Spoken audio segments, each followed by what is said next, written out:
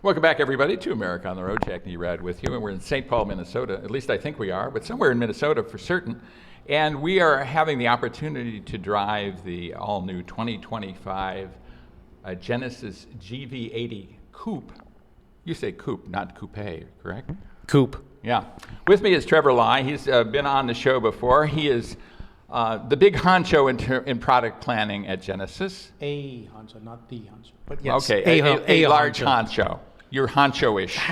I'm just there, here to help. Well, you've been on the show before. You know what we're doing here. Interesting vehicle, I think. We had a chance to talk about the GV80 SUV a couple months ago. That's right. Yep. Yep. Not too long ago. And now, coupe version, different coupe than those of us who are old school like me are used to calling coupe. But tell us about this vehicle from a high altitude. From a high altitude point of view, sure, no, absolutely. Back in, if you refer back to the days where you and I knew coupes as, two-door cars, where have cars shifted these days? What's the automotive industry look like, right? So you're looking at light trucks, you're looking at SUVs, looking at crossovers. That's about 80% of new cars sold today. And so the evolution from a coupe or coupe, as you said earlier, right? Coming from cars now to SUVs, it's actually, if you think about it, it's a natural progression, right? And so applying that ethos to a SUV, I think really helps. It helps consumers, right? Now you have an even more stylish choice. I was going to say a coupe is kind of like a more stylish car than a four-door sedan, typically. Right. I mean, that's been the history, and that's absolutely true with the GV80 Coupe, isn't it? Right. And when we say coupe, if you take a look at the roof line, basically a swooping roof line, that's where your coupe element comes into play. And you really see it, particularly in the profile of the vehicle, right? When you're looking from the side, you could definitely see that profile, that swooping roof line, and dipping down so far back in the vehicle, and then we have a kick up with a very prominent spoiler. Mm-hmm. In fact, that prominent spoiler is maybe one of the most important design features of this vehicle, and kind of hard to do, isn't it? It's quite difficult to do. It's one of those things where we see it on concept cars, periodically, more radical designs, more challenging designs. But then a lot of times when you see a production vehicle, this is the concept vehicle, not for production, like, there's a lot of change between the two. And I think we've done a really good job in, if you take a look at our concept vehicle, not too long ago, I think it was last year, right? Right. To where we have production level execution, particularly in that rear spoiler area, right? You have a lot of deep stamping, particularly in this profile, in that side panel of the vehicle. And to be able to do that and bring it to production while maintaining the quality surfacing that we have, not an easy task. So I was really glad engineering was able to do that for us. Now level with me, Trevor. Concept car and then production vehicle within months, right? Did you kind of reverse engineer the production vehicle into the concept vehicle? Chicken or egg, right? Yeah. And then did we back into it? Bring it out? Right. Because I've seen that done before, and it strikes me as actually a pretty wise thing to do. You let the market have a look at this. You get some publicity out of it. It's a good thing. If there's a horrible error, maybe you can course correct, but probably not. You're probably just going to get better press, and then you move on with this. It's not a bad plan, is it? It's an interesting theory. I will give you that. Sometimes in the automotive process there are a lot of parallel processes, so that might have been exactly what happened. Yeah. Well, let's talk about the vehicle itself, because it's a terrific vehicle, and it has a different market, right? I mean, it's aimed at a different buyer than the GV80 SUV. Absolutely. It's one of the things here at Genesis, right? We always want to have that elevated experience, something that's premium, something that sets it apart from competitors, but also at the same time have a reward space for the consumer, no matter what area of life stage they're in. It could be a single person before kids. They could have family with kids. They could be, an empty nester, what have you. We have a lineup now that'll satisfy each of those market dynamics, especially now more so with coupe. Now, if you compare our GV80 family now, as we can say, right? SUV, GV80 Coupe now, what we're discussing here today. SUV, again, premium, a little bit more of a family focus, right? You can get a three-row version for the passengers. Maybe a lot more family-oriented, I would think, right? Some, because we still retain a lot of the utility piece for coupe, right? So people think, interesting. okay, if it's a coupe, it's going to have, okay, well now you can only sit, 2 people in the back. You're going to lose a lot of headroom. You're going to lose a lot of cargo room. No, we still have retained a lot of the utility functionality that people, and that's the reason why people buy SUVs to begin with, right? Yeah. So this is still a sport utility vehicle, just as a coupe execution. So you don't really lose much in the way of rear headroom, and you're not losing very much at all in terms of cargo capacity. In terms of cargo capacity, Yeah. which I was kind of interested to hear. I think you said something like 2 cubic feet, which isn't It's a only ton. about 3 cubes or so in Yeah. the back, and when you're already working with 36 cubic feet of the SUV, you're not really making much of a sacrifice, if you will, right? You're going from a lot to still quite a bit, Right. So. Yeah. I think wise to make it a 5-passenger. We see some people or some companies decide to go 4-passenger.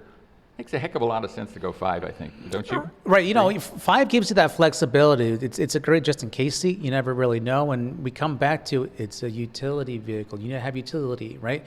And part of the utility is carrying people. That's what vehicles are all about. Right.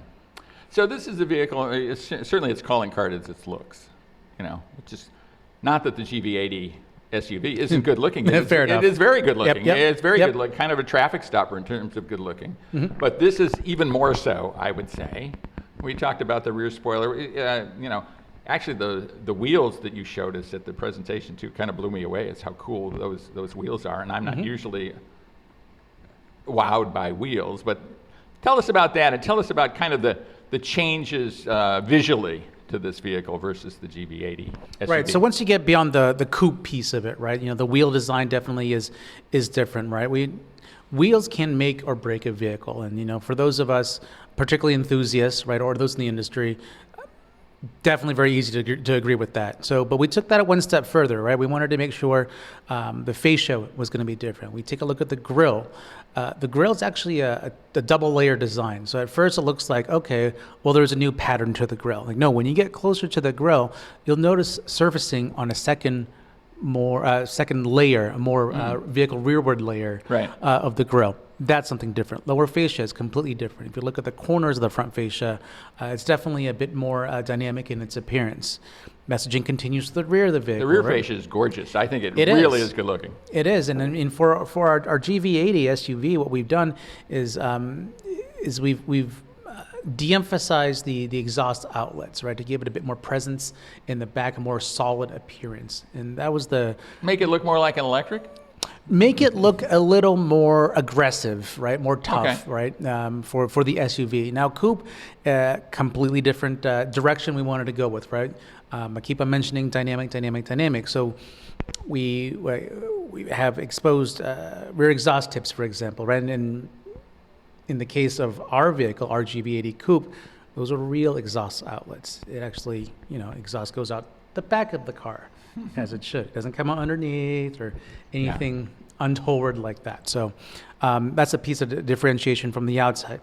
Inside, the biggest difference, I think, that you'll notice, 2 things I like to point out. One is going to be speaking of wheels, a D-cut steering wheel, right? Adds to that whole sense of dynamism, right? Come back to the whole dynamic So we piece. might call it flat bottom. Flat bottom or D-cut steering wheel, yep. Yeah. So that's one piece of it. And then, with that, we have 3 unique exterior colors that are exclusive to the coupe. And I think having a lot of this individuality matches that buyer, that shopper who is very individualistic. They are very fashion forward. Yeah, they want to It matches express with that. themselves. They want to Exactly. stand out a bit, right? Yes. Versus it's the an SUV. alignment with what we're trying to go for. And so you have things like contrast stitching in the interior that kind of points that out. I think one of the features is kind of I'm not sure whether you call it a midnight blue or navy blue, a very dark blue with orange stitching, that kind of thing. Where you wouldn't necessarily see that in a more family-oriented vehicle. Absolutely. Ultramarine blue, I think, is my favorite interior color for the GV80 Coupe. Orange contrast stitching, not only on the seats where you might expect it, but even like the airbag cover, the steering wheel hub, French stitch all the way around the inside of that hub. So definitely stands out. Even when you first go for a drive, I know you've been driving it this morning, for example, like that. Well into the afternoon. And well into the afternoon. And I think, that's the point, right? So in the afternoon, there are so many small details of of course, all of our Genesis vehicles, but especially so with GV80 Coupe, because it is so fashion forward, that I think this afternoon you're going to be continually finding pleasant surprise and delights in styling and in details. Right. As you go forward in your second half of your drive. Yeah. Well, a couple of them. I mean, carbon fiber in the trim inside, very cool. Good Carbon fiber trims, yeah, that's unique for GV80 Coupe. You're not going to find that in the SUV, but even like the aluminum pedals that we've got there, great interior. Yeah, absolutely. Well, let's talk about performance. This kind of vehicle starts in some cases in terms of engines and stuff, where the GV80 ends up and then goes beyond that. Right. Walk us through all of that. So what we wanted to do was take all of the great things with our GV80 SUV and then start building our coupe on top of that, right? So now you already have a great basis, not only from a platform point of view, design point of view, but now you're taking that to the next step. And so that top motor, that top engine that we have for our SUVs are 3.5-liter twin-turbo V6, right? 375 horsepower, really decent torque as well, similar value, I think 365, 370 or so. That is where we start.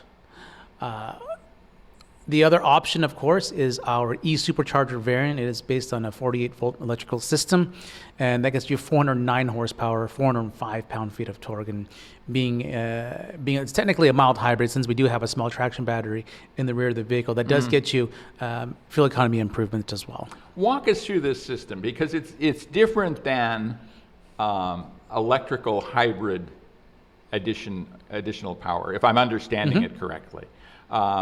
It spins an actual supercharger that supercharges, or does it act as delivering power to the drivetrain? Yes. Letter 2.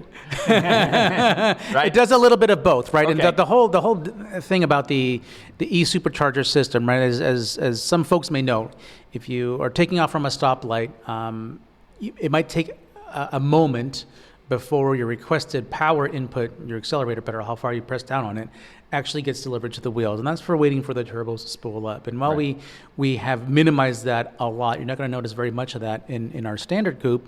What the e-supercharger does is that it kicks in right at throttle tip-in. So the moment you touch it, that e-supercharger relies on that 48-volt system to deliver a lot of electrical power. So it's delivering electrical power to the transmission. Right. And it's supercharging in that method, as opposed to a typical supercharger, which would concentrate the input air, the induction air, and then... Right, and so the handoff is completely seamless as well, right? Once the turbos come up to speed, the supercharger tapers off, and then the turbos take over, and then near power peak, both of them work together to increase that output.